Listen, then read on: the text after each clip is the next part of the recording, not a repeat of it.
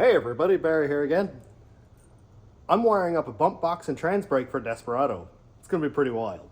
I already have the wiring segment done. I could not get my head around it, and it was just frustrating being on camera. So I went ahead and got my head around it, finished wiring it up. Between Zach and I, we got it where it needs to be, I think. So my PWM is going to stay live all the time with the ignition switch.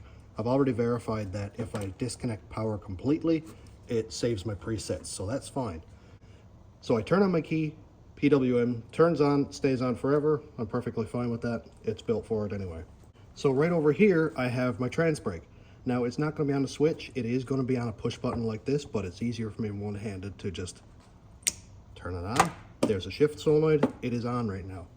Then when I want to bump, I go. Isn't that cool? So basically what I had to do was wire in 3 relays. First one is for the brake, second is for the bump, and this relay here allows power to go from the PWM out to the shift solenoid.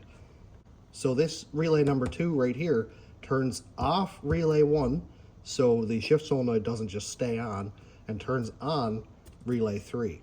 I just wanted to kind of go over this and show you how it can be done with essentially all you need is 3 regular old relays and this $20 PWM from Amazon. There are different types, there's better, there's worse, but this one seems to work perfectly fine. All I need to do is come up here and adjust my hertz so it clicks slower, or I can turn it up so it goes faster.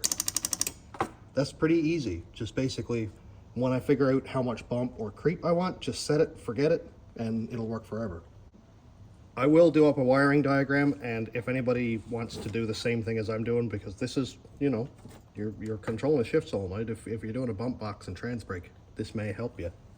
So relay 1 being the transbrake, 87A goes out to the transbrake switch. Then it comes from the switch and goes right to the shift solenoid down here.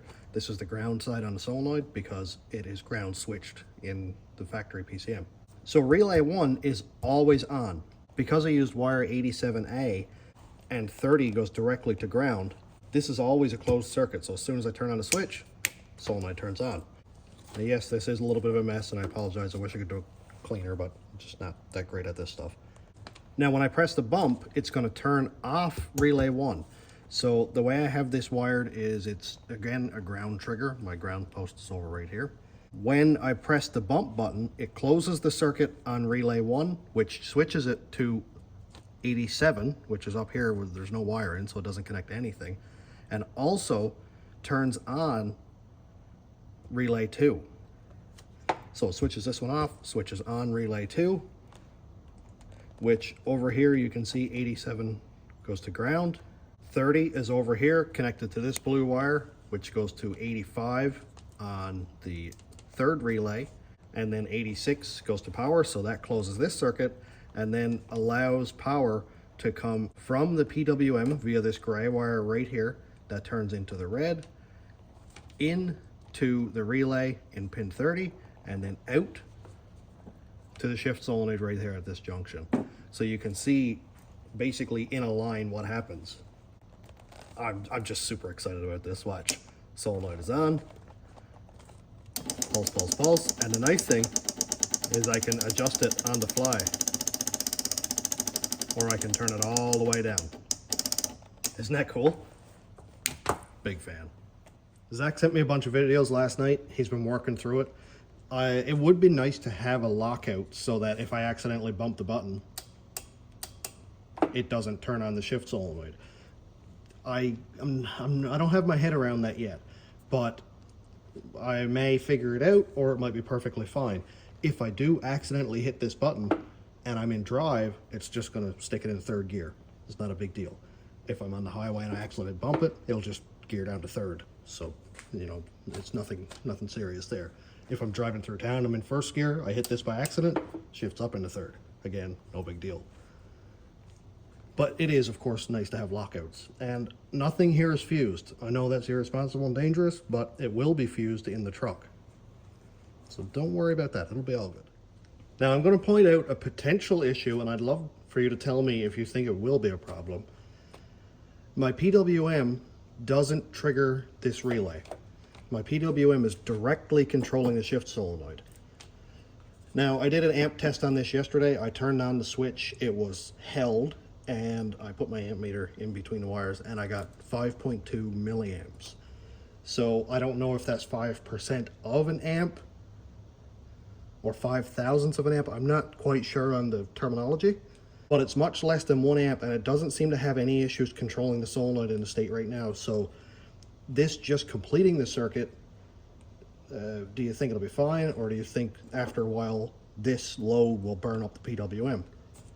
I've done a bunch of testing with this. I've done the same thing over and over 20 or 30 times, and it doesn't seem to be giving me any issues, but it'd be nice to know what the capability of this is. I tried to find the Amazon listing where I bought it so I can see if there's an amp rating on it, but I couldn't find it. It's gone. I must have bought like the last one or something, and the listing is gone. In saying that, if you know of a way that I can have the PWM trigger the relay, so the relay chatters itself, I have a solid state relay already ordered, then I'd love to know that. But I'll post my diagram, I'll make it up, and I'll have a clip somewhere around here anyway of the diagram itself, and we'll go through it. Now I just need to take all this and install it in there. What am I going to need? I need 4 grounds, and I need 1, 2, 3, 4, 5 power wires. Now this is all very low amperage stuff. We're just controlling 3 relays and 1 shift solenoid. So nothing here has any real amperage to it. I think this is probably the highest, which is like 5 milliamps. But over here, down in my fuse block, I do have 3 power wires that I pulled out of the bottom of the fuse block because I didn't need them for a couple sensors I removed. But I decided to keep the power wires, and they are fused and everything. So all I gotta do is snip off the loop, run it inside the cab, and I have my powers. Like I said earlier, if you have another way that you think this could work a little bit better, something a little safer or more reliable, please let me know. I'd absolutely love to hear it. Well, I'm all done for today, so thanks for checking out the channel. Thanks to my YouTube members, patrons, and subscribers. If you want to check out my Patreon, it's patreon.com/stationroadratrods.